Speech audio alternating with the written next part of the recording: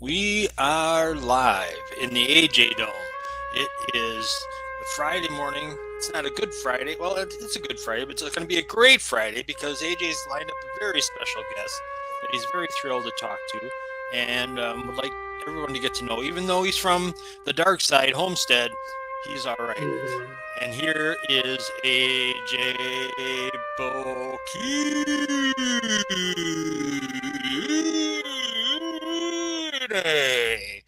AJ, take it away. Thanks for that extended intro, Jack. I appreciate it. Well, Uh, and make sure that coach gets through all the pain that you have to go through. So, no, no, uh, no. No. So, like you said, we got Coach Cutter on from Homestead here today. Coach and I work together. What they were going on year what 4 now? Yeah, For, this is year 4. Yep. next year will be year 4. So, we've worked together for 4 years at Homestead, and he's been. AJ, if I could just to clarify, you two work and coach the boys. Is it they call it boys or men's varsity basketball, whichever for Homestead High School? Boys, yeah, Boys. Okay, yeah. yeah, So, because there's so many coaches, so many different sports nowadays. Just want to make sure everybody's clear on that. but So, he also works in the special ed department at the all school. right, So, excellent. we cross paths quite often. So, Coach, let's get it right into it. You, for those who don't know, you're not from Wisconsin, but you've been around the, you've talk a little bit about your background, if you would. I'm originally from Indiana. I moved here in the summer of 2006 with my wife. She graduated from Nicolay. We both graduated from Ball State University. We moved up here. I got a job at Homestead working like in the rec department, and then eventually went back and got my teacher's license. Coached a bunch of youth basketball around the area. Worked for NY to LA Sports. In the AAU world, and eventually was a varsity assistant at Homestead and a varsity assistant at Milwaukee Vincent. And then I'm going into my 10th year as the head coach at Homestead this year. And what are you, 12 years old? You look like you're about 18 now, for God's sakes. 10 years. I appreciate that. It, Coach, where, ten, if I could, where in Indiana are you from? I'm from Muncie, Indiana, where Ball State is located. Yep. Okay, cool. Thank you. awesome, awesome. So, talk a little bit about, if you would, talk a little about how we got connected, because I know it's a crazy path.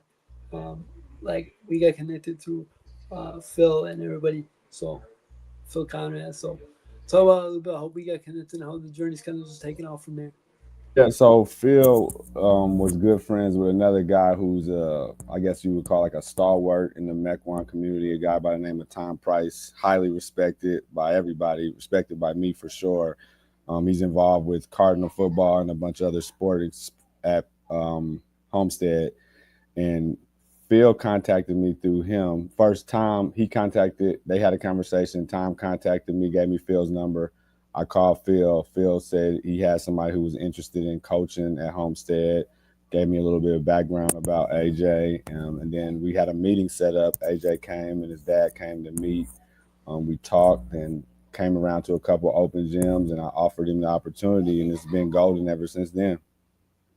Yeah, well, that's the first day I met Tim too, right? If I remember correctly, that first open gym was the first time I met Tim too. So Yeah, Tim Franks for sure.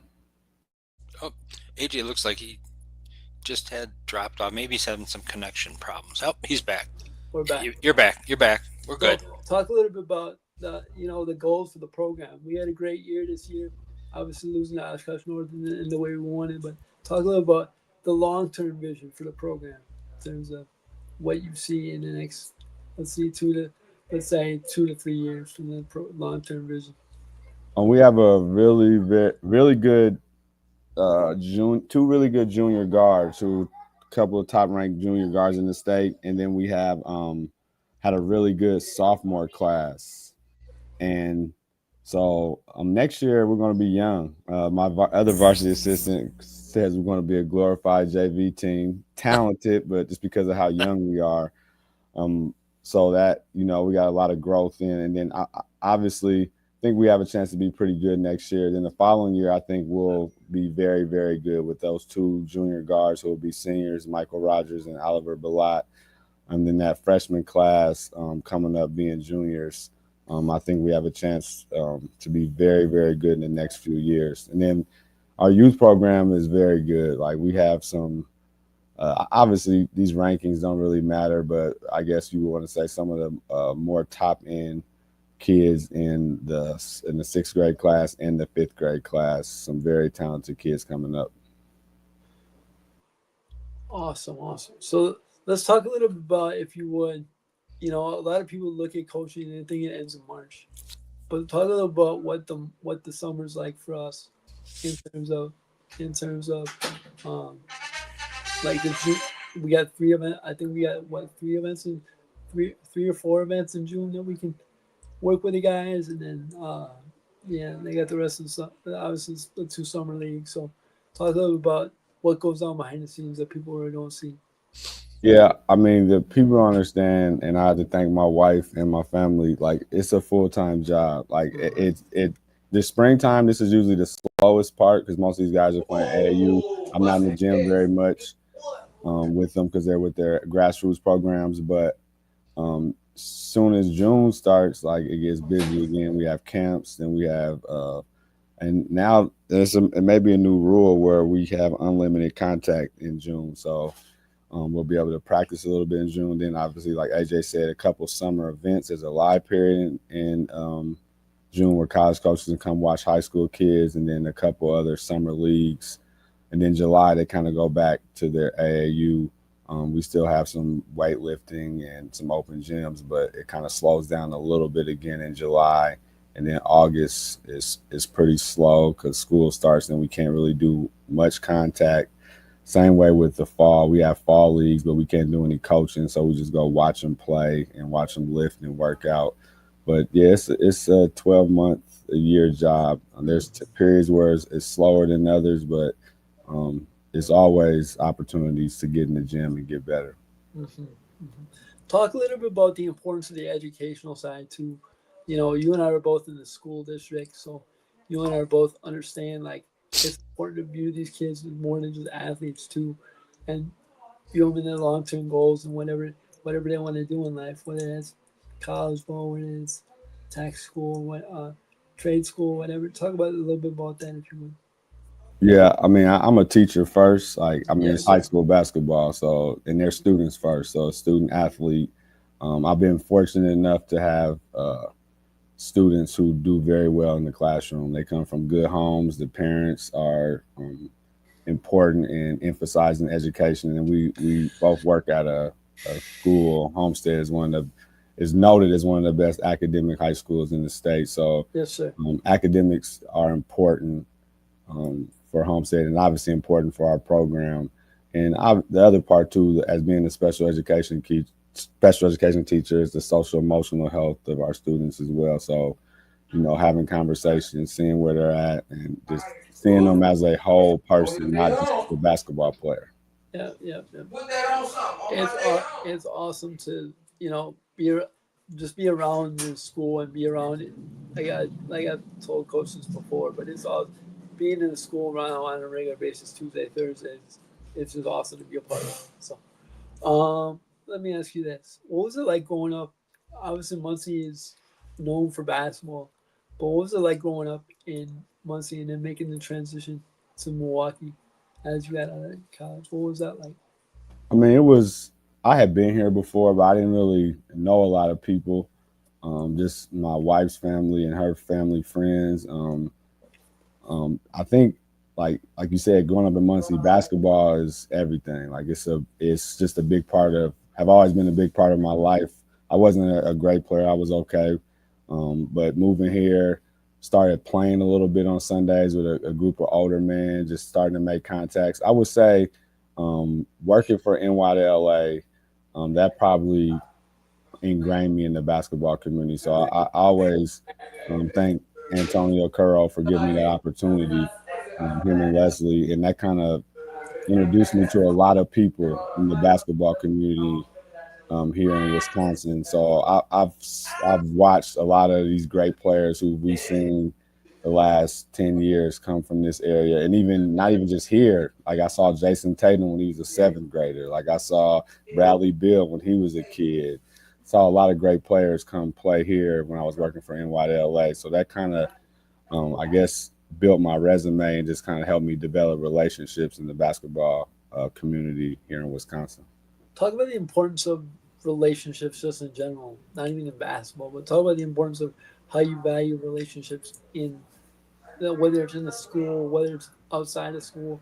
Just the importance of I know we put an emphasis on relationships as a program, but talk about the importance of just relationships in general. Yeah, I think people, some people say it's a cliche thing, but I think it's important. It's everything. Not only like, your family relationships, but just it's how you get anything done in life. It's how you progress in life, like how the people you meet, um, just how you form bonds and help each other reach goals. Like you talked about earlier, AJ, helping these kids reach their goals. It's based off the relationships. Like even like we talked about Tim Franks. I met a coach. I didn't even know him. I just talked to him up in the June Jam a few years ago. I said, "You need to watch my player Tim Franks." We kept talking. He watched him. He said I liked him. We kept in contact. He came down to an open gym, kept recruiting him. So that was just based off of a relationship that I established with that coach, and eventually Tim established one with him. Tim eventually went to St. Thomas. So I think the relationships is how you can reach your goals. If you're willing to talk to people and get to know people, try to develop some sort of trust with each other. Mm-hmm, mm-hmm. That's all. That's great. Um, let me ask you this. Oh yeah. So obviously, for those who don't know, your father-in-law is famous. You're a big Marquette guy. Your father-in-law is Bill Tatum. What is what your passion for Marquette goes well beyond just that. We talk about it every day, whether it's OB, yourself, myself. What's that like? I mean, obviously with him being in your family. Yeah, I You think obviously it started because of my father-in-law playing there. I was able to go to games when we came to visit, and then I kind of got to meet Coach Crean, got to meet Buzz, and then got to know some of the assistant coaches through working camps. So developed some relationships with some people down there. There was some connections with some of the people in our community who went to Marquette. Obviously, OB was a manager at Marquette, so he has a big Marquette influence.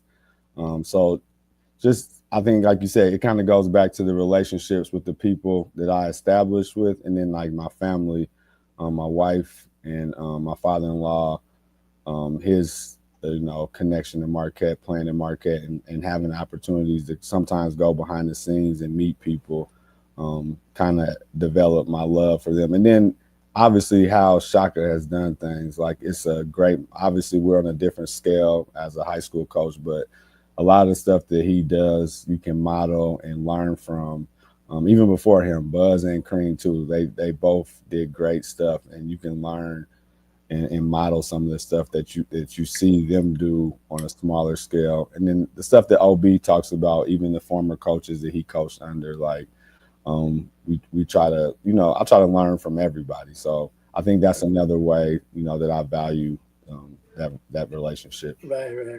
And then Hold talk it, about excuse me, AJ. I got to interrupt. I didn't know you were Earl Tatum's son-in-law. For God's sake, Earl Tatum was my all-time favorite Warrior. Jeez, oh my gosh, that's fantastic. Yeah, yeah. he's a great guy. I'd be nice to you now, even though you're on the dark side. Oh Yeah, my God, yeah. he was so talented. I remember Al McGuire saying he was one of the most talented guys he's ever had. He That's called him the Black Jerry West. That's what Black he Jerry called West him. said. Al said he was when he was coaching Earl, he didn't try to rein him in because he was so talented. And Al said that's how I knew I was starting to, maybe the game has changed. It was just great to know. Well, all right, now I'll be nice to you. Yeah. Okay. Sorry, Cool. AJ, I had to No, interrupt, it's but I all had good. never It's heard all that good, before. Jack. It's all good, Jack. That's why I wanted to bring it up because Cool. I know that you were a big Earl Tatum fan. But yeah, um, let's let's get, let me ask you this. Now you're known for obviously you've been at Homestead for a while. But talk about some of the guys that you coached before. You were at Vincent for a while. You were there with. Was Levante there when you were there with them or no?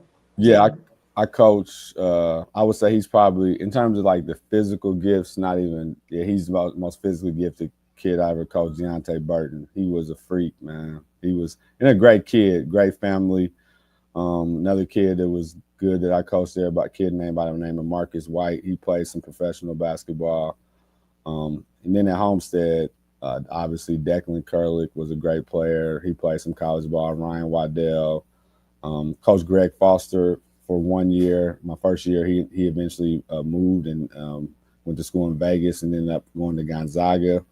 So I've had the opportunity to coach some great players. Obviously, Tim Franks and Trevor Polite, Solomon Garrison. We've been fortunate in the last 9 years to have some good players and coached against some good players.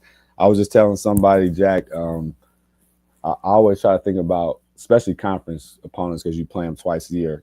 Other kids from other schools that I would have loved to coach. And I just saw a highlight of a kid named Drew Bibber, played at Cedarburg, playing football in Minnesota. He was one of my favorite kids to compete against. He was a monster. He was a monster on the court and a great football player and the nicest kid off the court. So I think you respect the other kids you coach. You get to meet and play against them for several years, and you respect that, their competitive spirit. Yeah, I think the one thing that I've learned working for Joe too is just working with kids that are outside of Homestead. It's just a blessing to learn from other kids. I learned from, like you mentioned Drew. I think of guys like Carson Bauer, Logan's there, the guys that we played against for long periods of time. Just learning from those kids and learning to respect their games. Now I know Bauer's going to go to lacrosse and play for Gritzmacher. So talk about just the inner circle of the game. So it's cool. It's cool. I love that part. That's one of my favorite parts. Like, because obviously when the game is over, when the whistle blows, you shake hands and you have a healthy respect for those guys who are talented. Yes, sir. Yes, sir. I'll let you out of here in this, Coach. Wait. I'm going to cross-examine him. Go ahead. First one is, what does AJ bring? What does he do to earn his keep around the program? All right. Go ahead. What does AJ? I think, like, obviously we saw the special, the segment last night on Fox 6. I think that kind of encompassed a lot of it. Like, obviously he's a winner. I mean, he's won multiple national championships. He's been around winning. He knows what it takes. But then I think it gives our kids a healthy respect to not take things for granted. Like, he talks about FINISH, his acronym. I think that's healthy for young men, especially at their age, that they're, that teenage age, to see other people who may not have it as easy every day, but still get up and fight through and have a positive outlook. I think that's invaluable. Like, I can't thank him enough, or I can't, there's no monetary value that you can put on kids learning that. And even for me as an adult, like, I'm 44 years old, he inspires me as well, that know, like, oh, my leg hurts, or I'm tired, but this dude gets up every day, shows up and gives it his best, has to get on a taxi in the snow in the winter and still shows up to practice, and feels bad when he can't make it because of the weather or whatever reason. So what am I to feel bad about because my back's a little sore in the morning and I don't feel like getting up. So I think it just puts things in perspective for me as an adult, and I think for those kids even more as they're growing and maturing into adulthood. Well, I appreciate that, Coach. It's been an honor, and I look forward. I told Mo this morning I'm not going anywhere, so I'm not going anywhere. I look forward to keeping it rolling. And I think the beauty of working for a guy like Coach Kreider is we just keep building. There's no plateau. There's obviously end goals in terms of the game, but there's no plateau in terms of growth. The growth is not linear, and it's all good. So I love working for you. Yeah, we haven't got the ultimate prize, but the thing about, like, I think what you just said, AJ, is if we earn that gold ball, it's not going to change anything we do. Right. Like, every group's a new group, every year is a new year. It's not. That's just part of the mission, but it's bigger things that we're trying to do, regardless of winning basketball games. Yes, sir. Yes, sir. Yes, sir. Well, Coach, we appreciate the time, And thank you for spending some time with us on this Good Friday. And happy Easter to you and your family. And Definitely. I only have one complaint. Now AJ is going to be even harder to be around. His head it's getting bigger by the second. no, it's already big. Gosh. Yeah, it's already big physically, so we're all good. Thank you, Coach. Thank you for having me. Good to know that people like you are around to help the kids through. It's a tough time growing up. Those years, pretty formative years. People take some of those memories for the rest of their lives, and to have good coaching and teaching and mentoring. Appreciate it. All right, man. I think that's about it for All right, man. this edition of AJ Bo.